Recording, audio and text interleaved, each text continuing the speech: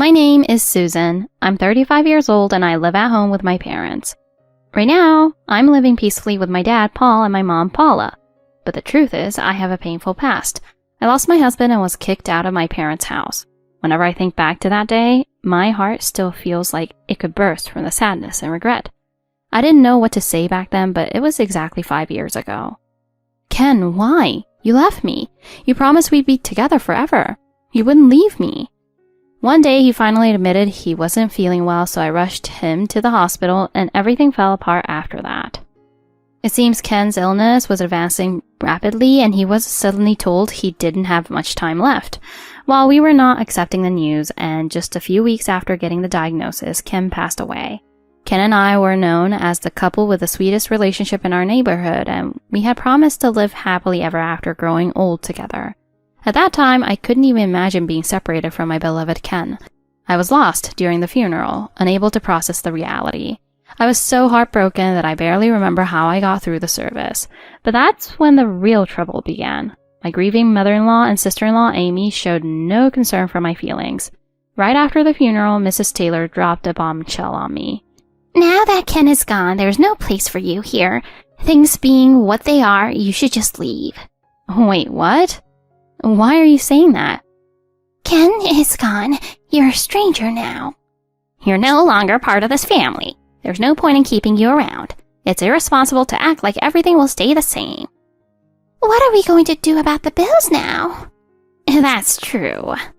Keeping you as a housewife isn't just an extra expense, and honestly, you're in the way. Everyone else is saying goodbye. Why aren't you? Why is this happening? It's awful. My body and soul are completely shattered. It was actually my mother-in-law's idea for us to move in together in the first place. She said it would be more convenient in case something happened. That's why we ended up living with her after we got married. Ken reluctantly agreed, but he also knew we didn't have much choice because she had used up his dad's inheritance before we got married and was struggling financially. Ken knew this, but out of kindness, he chose to live with his mother. Maybe I shouldn't have left her alone, but the worst part? When my sister-in-law found out we were moving in, she came back home and announced she'd be living with us too. She'd been living alone, working part-time, but now she was there as well. I moved in with them without really having a say, and it felt like I was expected to be taken care of by Ken. For 5 years of marriage, I was full of frustration. I did all the cleaning, laundry, and cooking on my own. He kept apologizing to me, feeling squeezed himself, but we had just started planning to move out together when all of this happened. But now, living with my parents, I'm thankful they kicked me out of that house. Even though various things happened, you made the right decision to leave home. There was nothing good about living there.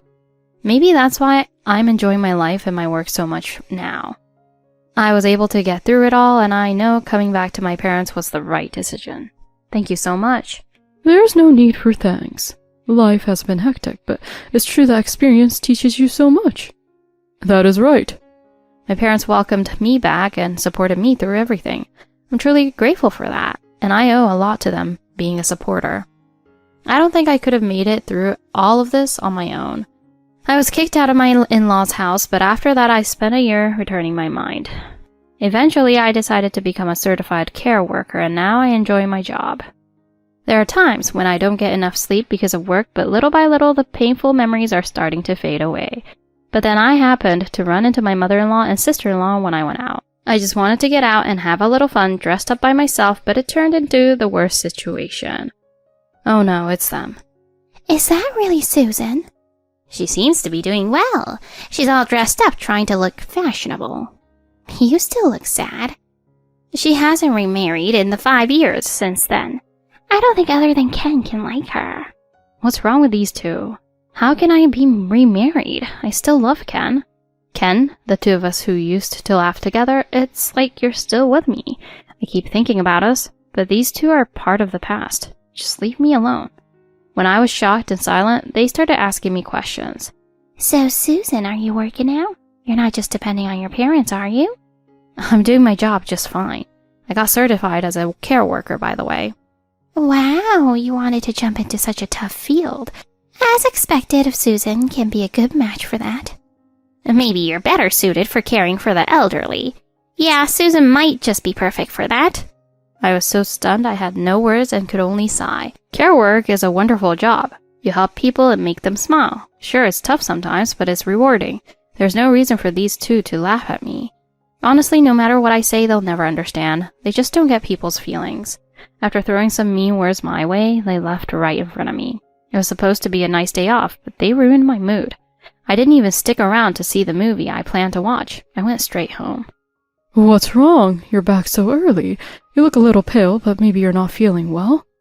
But you went out with high hopes, and then what happened? I ran into Mother and Amy. That ruined everything. I told my parents about our meeting, and as we talked, I got more and more upset. I could tell they were trying to comfort me, but in the end, they were the ones who got the most angry. Even though it's been 5 years, they still... she's just a woman who never changes. Be that's her style or her attitude. She looks down on me, mocks me, and takes pleasure in it. Karma will come for them someday. That's just how the world works. You're doing great, Susan. God's watching over you. Someday, they'll get what's coming to them. You're right. They don't matter anymore, so there's no point in worrying about them. Thanks, Mom and Dad. I felt lighter, realizing it was a waste of energy to stay caught up in their drama. But a few weeks later, just as I thought they'd received their divine punishment, I got a phone call from my sister-in-law. Susan, it's me. Can you help me? It was 5 a.m. My sister-in-law was half asleep and looked panicked. I couldn't help but notice who it was. I answered the call without checking to see if it was from someone else, but I didn't know what was going on. Well, I know it's not something happy or fun, but when you ask me for a favor, it's usually a problem. Susan, Mom's in a situation where she needs nursing care. You're qualified to care for her. Please help me. I can't do it all by myself, so please come back home to take care of your family. It's not my mother who needs help, it's your mother-in-law.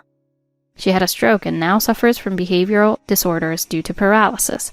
Her condition was stable until recently, but now she needs 24 hours care, and there's no end in sight. My sister-in-law was on the verge of tears. It seems like she couldn't communicate with me before, but now she's calling me family after kicking me out. She said forgive me, but I said no. You're having a tough day, aren't you? You've been lazy, but now you've finally got something to do, right? I'm glad for you. It's not the time for that. Even if you can't stand me, you're still family. Please, the only people I can rely on are family, and you're my family too. I need someone to help me. I can't handle this all on my own. I can't go now that things are falling apart. I apologize, but please quit your current job and help take care of Mom immediately. She's family, so you should do that. You're a caregiver, aren't you? I was truly disgusted by these people who turned their backs on me when they were in trouble. In a situation like this, I decided to just say what I really wanted to say. You were the one who told me I am not a family. Why would you ask me to take care of someone else's mother? She's your own mother. You should take care of her yourself.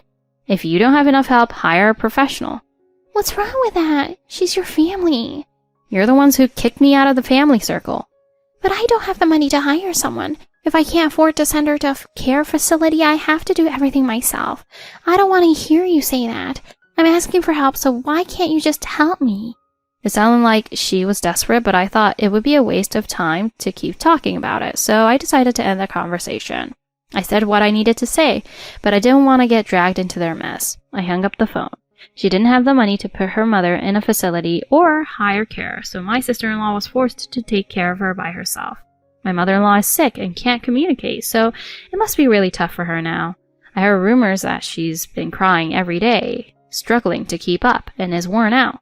It's only a matter of time before she faces serious consequences for neglecting the care she can't provide. I imagine it's tough, but everything is restricted when you don't have money. Now that I've completed my 5-year revenge, I can finally clear my mind and feel refreshed. As for Amy, it's definitely tough being alone. They look down on the work of caregiving, but I'm sure they'll understand now. Old age is a problem that comes to everyone, but it's not your problem anymore, so you don't need to worry about it. I understand, but my mother and father don't need to worry about their old age. What do you mean by that? I got certified as a caregiver so that I could take care of people in their old age. But no matter what, the three of us will always be there for each other. I want you to stay as healthy as possible, even if you're tired, so you can live in this house. Thank you for watching. What kind of strange turn will Susan's life take next? Please enjoy the next episode. Hey, don't you think you shouldn't have that kind of attitude? It was my mother who was the first to get angry. She got more angry and confronted my parents-in-law and Mark, but the Mark family didn't seem to have any objections at all. When she does that, my father comes back, invites me, and says in a voice that even the dragons can hear, "Let's go home." There's no need to deal with these people. Let's go home. It's a meeting between my two families, and I was wondering if this restaurant would be good. My parents have their own preferences, so I guess it would be better to have something like that, analytical cuisine, or something like French, but I don't mind. Well, it doesn't matter if it's not a local family restaurant or something. Yeah, my name is Grace, and I married my boyfriend Mark, whom I met at work a few months ago. He hasn't shown any interest in it, so it's almost like a reverse proposal. I decided to take a seat at the restaurant, but for some reason I had to leave everything up to me, starting from the date and time of choosing the restaurant. Since I don't like to make decisions, I didn't really worry about it, so I made a reservation at a restaurant I had been to several times before. But when I arrived at the restaurant at the scheduled time, we found that his family was already there. They told me they were sitting at a table, but I couldn't keep them waiting, so we hurried to our reserved seats. "I'm sorry to have kept you waiting." The Mark family didn't even give me a tip. When I talked to him, he just stared at me. I'm so sorry to have kept you waiting. My parents hurriedly called for the waiter. What would you like to drink? When my parents asked what they wanted, his family continued to ignore us. They just glared at the waiter silently and seemed to be leaving. Excuse me for a moment. Perhaps my father couldn't stand the awkwardness, so he left the table. You don't have that kind of attitude, do you? It was my mother who got impatient first, so she forced herself to confront my parents-in-law and Mark, but they didn't seem to have any respect for her. Then my father came back and signaled us, and in a voice that even the dragons could hear, he said, "Let's go home. There's no need to deal with these people. We're not even 1 meter long, so let's go home." But I'm confused. My mother and I were dragged out of the store by my father, who pulled me by the arm. Actually, I just heard from the store clerk earlier. My father was going to tell us a certain fact. Mark called me an hour later. By the way, where have you been? We've been there ever since. Are you making fun of us? No, that's our line. Why are you continuing to ignore us? I mean, I have no intention of marrying you. So what are you talking about? We ignored you for a second. Why are you bending your head, you kid? You don't really like me or anything, so you tried to marry me? It was all about the money, right? That must have been a coincidence, right? Mark was clearly at a loss. You married me because my father was the president of the company. In fact, my father owns a local restaurant. He's the president of several stores, and he's making a fair amount of money. And if I may say so myself, I think I'm from a wealthier than average family. My father is the president of the company, so it seems that you approached me for the money. It seems that you were disappointed because we were not so rich than you thought. How do they know that? You're spying or secretly filming us. What are they going to do by monitoring us? You're so suspicious. We're not doing that. That store is run by my father. Mark was at a loss for words. Didn't I say that? I thought I said it. You are lying. It doesn't make any sense. He was just casually listening to it, but here it is. There was no point in blaming him, so I decided to explain it properly. He asked the staff to prepare the best seats for me and you. So, what did you find about that woman's house? The fact that I had misjudged our parents' house was that it was just an ordinary house you could find anywhere. It had a garden, so they weren't particularly poor, but she talked like she had money, but she was quite normal. It's a scam. If she doesn't have any money, then she's just a plain old woman. I wonder what kind of face she'll have now that she's cheated on her husband. It's true. She was in a hurry to get married in her old age anyway, so she told a lie that didn't exist. There are some shocking women out there who just hang their heads. I'm sorry I live in a ordinary house. I guess it's your fault that you live in a shabby house, but my parents were also destroyed. I don't have the words to say anything to make me open up again. My father isn't the kind of guy who builds flashy pictures like a wealthy businessman, but instead, he's the kind of guy who maintains a balance between play and work. He owns vacation homes in various places. If you think a lie, I'll send you a photo too. When I said that, Mark immediately panicked and changed his attitude. I'm sorry, Grace. I didn't mean to do that. What are you saying now? It's really bad. Even I will tell my parents to apologize to you. Do you think I'll forgive you by apologizing now? Please, please. So I hung up. Of course, I blocked the contact, and so I cut ties with Mark. It was supposed to have happened, but Mark and I had gotten married at work, and I realized that this was going to cause me trouble. I moved out of the house I had been living in and started living at my parents' house. We managed to get by without talking much, but luckily we were transferred to the same office, so we didn't interact much. One day, when I was about to go to work as usual, I found a large amount of garbage and cigarette butts disposed at my front door. This brand. The cigarette butts were from a brand that Mark often smoked. I'm sure he did it. I've been keeping my distance as much as possible, but I can't stand this anymore. Good morning! Oh, good morning, Grace. Why?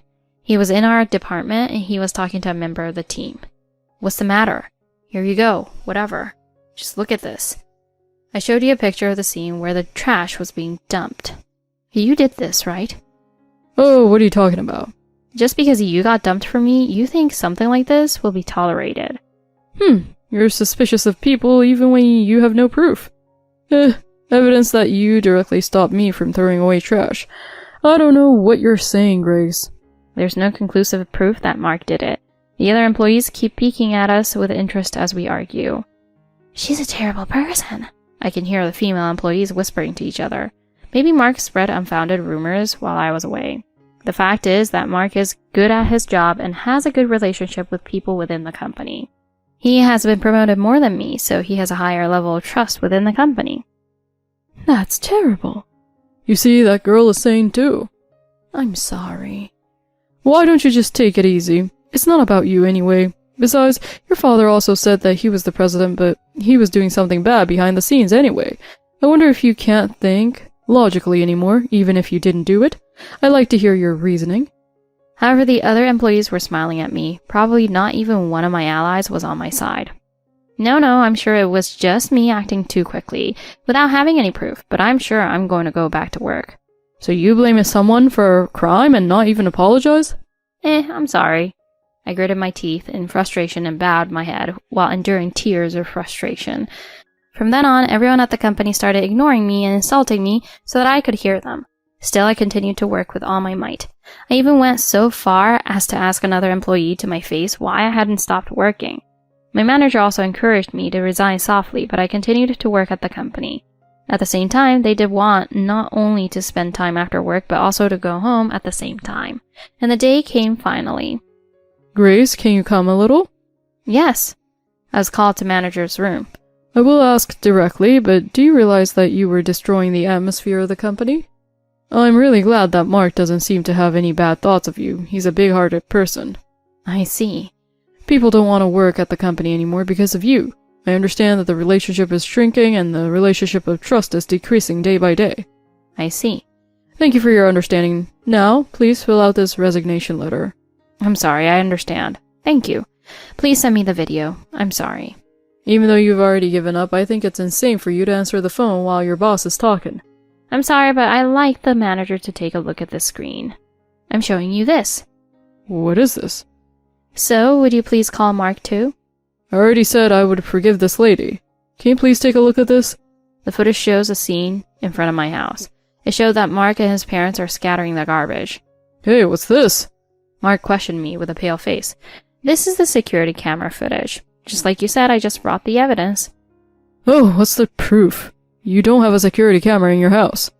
You're really lazy. It's true that my house doesn't have a security camera, but neighbor had the one who had one installed. When he checked the security camera, he saw this and told my parents. Whatever you like, it's all fake. Your family must have been pretending to be us and making up the evidence. That's right, you guys. They're such rotten people that they're going to do something like this. In fact, your parents have specifically approved of this. It was my parents who contacted your parents. At first they were complaining about it being fake, but when I said I would report it to the police, it seems they just apologized. The truth is that the parents and their children are all worthless people. Mark is trembling. That's right, I'm about to quit this company, so now's the only time to apologize. I'm sorry. I was really disappointed in you, Mark. I'd like to talk to you a little bit. I left the teary-eyed Mark and left the conference room. In the end, Mark received a strict warning from the company.